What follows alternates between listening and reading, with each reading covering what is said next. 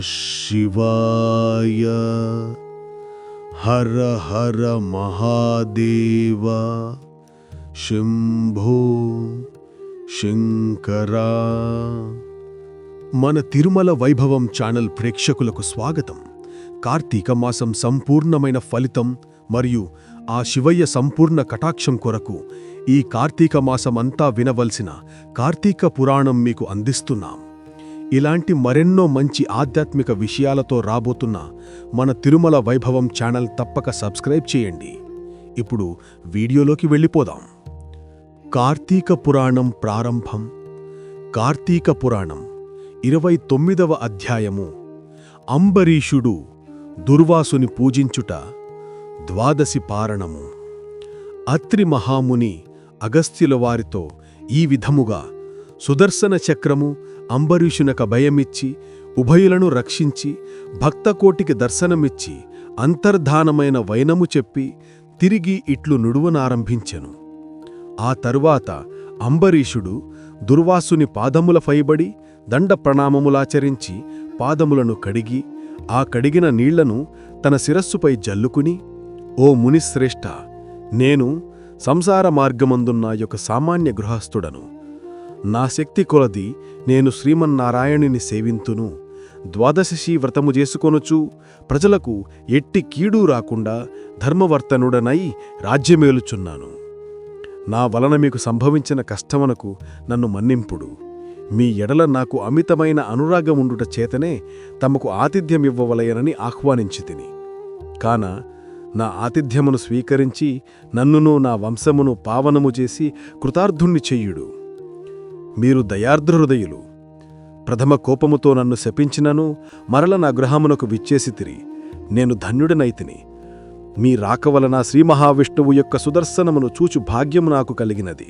అందులకు నేను మీ ఉపకారమును మరువలేకకున్నాను. మహానుభావ, నా మనస్సంతోషము చేత మను ఎట్లు స్తుతింపవలయును నా నోట పలుకులు రాకున్నవి. నా కండ్ల వెంట వచ్చు ఆనంద బాష్పములతో తమ పాదములు కడుగుచున్నాను. తమకు ఎంత సేవ చేసినను ఇంకను రుణపడియుందును. కాన ఓ పుణ్యపురుష, నాకు మరల నరజన్మ రాకుండా ఉండేటట్లును సదా మీ బోటి మునిశ్రేష్ఠులయందును ఆ శ్రీమన్నారాయణునియందును మనస్సు గలవాడనయుడ్డట్లు నన్ను ఆశీర్వదించుడని ప్రార్థించి సహాపంక్తి భోజనమునకు దయచేయుమని ఆహ్వానించెను. ఈ విధముగా తన పాదములపైబడి ప్రార్థించుచున్న అంబరీషుణ్ణి ఆశీర్వదించి, రాజా, ఎవరు ఎదుటివారి బాధను నివారణ గావించి ప్రాణాలను కాపాడువరో, ఎవరు శత్రువులకైనను శక్తి కొలది ఉపకారము చేయుదురో అట్టివారు తండ్రితో సమానమని ధర్మశాస్త్రములు తెలియచేయుచున్నవి. నీవు నాకు ఇష్టుడవు, తండ్రితో సమానుడవైనావు. నేను నీకు నమస్కరించినచో నాకంటే చిన్నవాడగుట వలన నీకు అయుక్షీణము గలుగును. అందుచేత నీకు నమస్కరించుట లేదు. నీవు కోరికి ఈ స్వల్ప కోరికను తప్పక నెరవేర్చెదను. పవిత్ర ఏకాదశి వ్రత నిష్ఠుడువైన నీకు మనస్తాపమును కలుగుచేయనందునకు వెంటనే నేను తగిన ప్రాయశ్చిత్తమును అనుభవించితిని. నాకు సంభవించిన విపత్తును తొలగించుటకు నీవే దిక్కైతివి. నీతో భోజనము చేయుట నా భాగ్యంగుగా మరొకటి అగునా అని దుర్వాస మహాముని పలికి అంబరీషుని అభీష్టం ప్రకారము పంచభక్ష్య పరమాన్నములతో సంతృప్తిగా విందారాగించి అతని భక్తిని కడుగండు ప్రశంసించి అంబరీషుని దీవించి సెలవు పొంది తన ఆశ్రమమునకు వెళ్ళెను. ఈ వృత్తాంతమంతయు కార్తీక శుద్ధ ద్వాదశి దినమున జరిగినది. కాన ఓ అగస్త్య మహాముని, ద్వాదశి వ్రత ప్రభావం ఎంతటి మహాత్మ్యము గలదు గ్రహించి తినిగదా. ఆ దినమున విష్ణుమూర్తి క్షీరసాగరమునందున శేషశయ్యపై నుండి లేచి ప్రసన్న మనస్కుడయుండును. కనుగనే ఆ రోజుకు అంతటి శ్రేష్టతయు మహిమా కలిగినది. ఆ దినమున చేసిన పుణ్యం ఇతర దినములలో పంచదానములు చేసినంత ఫలమును పొందును.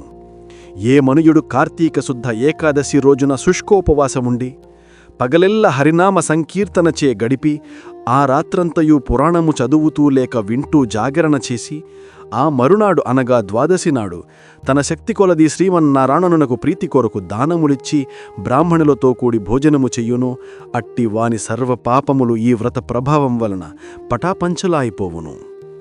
ద్వాదశి దినము శ్రీమన్నారాయణునకు ప్రీతికరమైన దినము కనుక ఆనాడు ద్వాదశి గడియలు తక్కువగా యున్నను ఆ గడియలు దాటకుండాగానే భుంజింపవలెను. ఎవరికైతే వైకుంఠంలో స్థిర నివాసము ఏర్పరచుకొని ఉండానని కోరిక ఉంటునో అట్టివారు ఏకాదశి వ్రతము ద్వాదశి వ్రతము రెండునూ చెయ్యవలను. ఏ ఒక్కటియూ విడవకూడదు.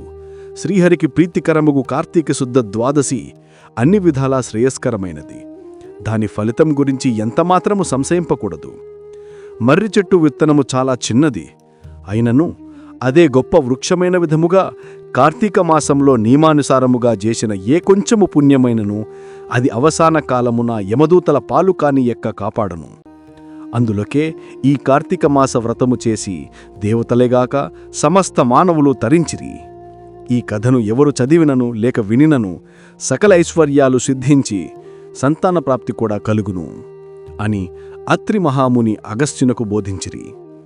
ఇట్లు స్కాంద పురాణాంతర్గత వశిష్ఠ ప్రోక్త కార్తీక మహాత్మ్యలందలి 39వ 29వ దిన పారాయణము సమాప్తము. విన్నారు కదా నేటి అధ్యాయాన్ని. రాబోయే చివరి అధ్యాయం కూడా వినండి. ఆ శివయ్య సంపూర్ణ కృప మనందరికీ కలుగుగాక. క్రింద పిన్ చేసిన కామెంట్లో మన తిరుమల వైభవం వాట్సాప్ ఛానల్ లింక్ ఉంది. ఆ లింకు ద్వారా మన వాట్సాప్ ఛానల్లో తప్పక చేరండి. మన తిరుమల వైభవం ఛానల్ తప్పక సబ్స్క్రైబ్ చేసి ఈ వీడియోలు లైక్ చేసి షేర్ చేయండి. ఓం నమః శివాయ. హర హర మహాదేవ. శంభో శంకర.